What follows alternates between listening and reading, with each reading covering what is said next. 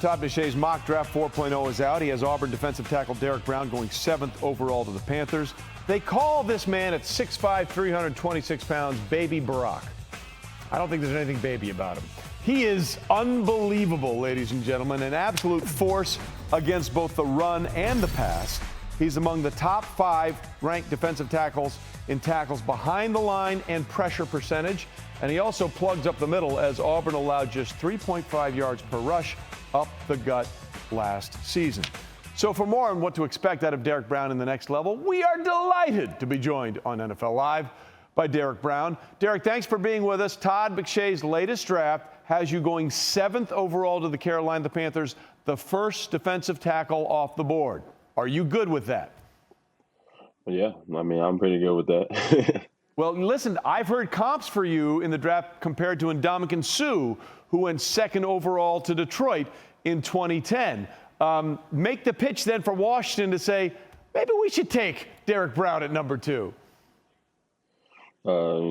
Just what you're going to get out of me. I'm a guy that can play all 3 downs, despite what people say. But, I'm also a guy that's high effort. I mean, what you're going to get out of me on and off the field. So, I mean, that's about all I can say about it. Do you like that comparison of Ndamukong Suh as a player comp? Oh, yeah, I mean, Ndamukong Suh is a guy, big, strong guy, plays a lot of power to his game. Is that the first guy you would have thought of, or is there someone else that you see in the NFL right now and you say, I think I play like him? I definitely watch a lot of Ndamukong Suh, Chris Jones, Fletcher Cox, guys like that, try to take from their game. All right, now you could have come out of school a year ago. Instead, you went back to Auburn. Why and what did you benefit, in your estimation, from doing another year of college? I went back to graduate, and, I was able to do that. Also went back, just be able to get more experience, be able to learn the game a lot more. And in my last season, I mean, I think that, it took the next step to my game, just being able to key things and stuff that I had never seen before.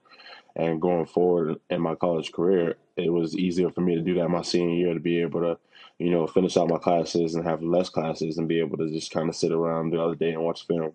So you've been keeping pretty busy during this time where you normally would be having a lot of visits, going to teams' offices, which is not accessible at this point, posting a lot of crazy video workouts on Instagram.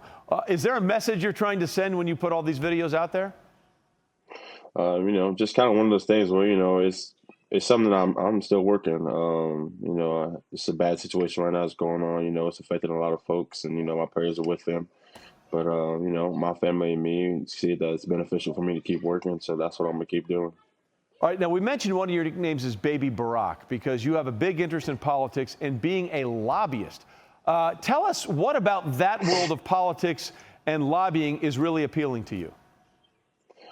Just trying to be able to make a difference, to be able to make change. My best friend's dad, he was a lobbyist, and, that kind of got me interested in the conversation about it. And my teammates kind of gave me the name Baby Barack, because I did a bunch of stuff at Auburn, and I kind of knew a lot of things. So that's just kind of how that came about. Yeah, for those that don't know, when you said you did a lot of things at Auburn, you were the president of the Auburn Student Athletic Advisory Committee and on the SEC Student Athlete Leadership Council. You say you'd want to change a lot of things. What kind of things would you want to change away from the football field? I think it's important for us to be able to change the perception of a student athlete.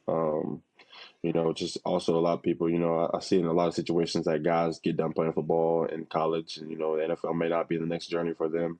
And they just kind of don't know where to turn. Schools try to help them out, but a lot of people just kind of fall out of it and still try to pursue.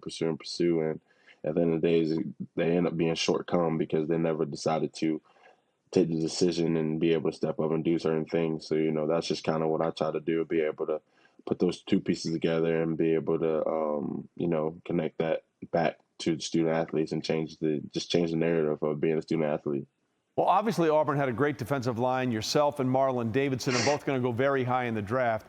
And in doing some research, Marlon Davidson, he referred to you, his nickname for you is Channel 5 Reporting Live.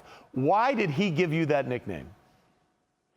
He gave me that nickname really because, it's one of those things where, like I said, I know a lot of things, and, it's really just from listening, but because Marlon necessarily didn't always listen, so it was kind of how I knew I knew more things than him, put it that way. So he said, and then he asked me a question one day. He's like, well, dang, if you need to ask somebody something, you need to go ask Derrick.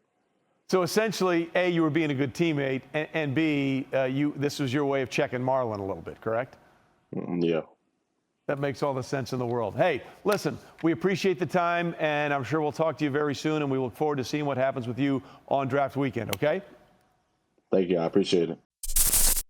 Thank you for watching ESPN on YouTube. For live streaming sports and premium content, subscribe to ESPN+.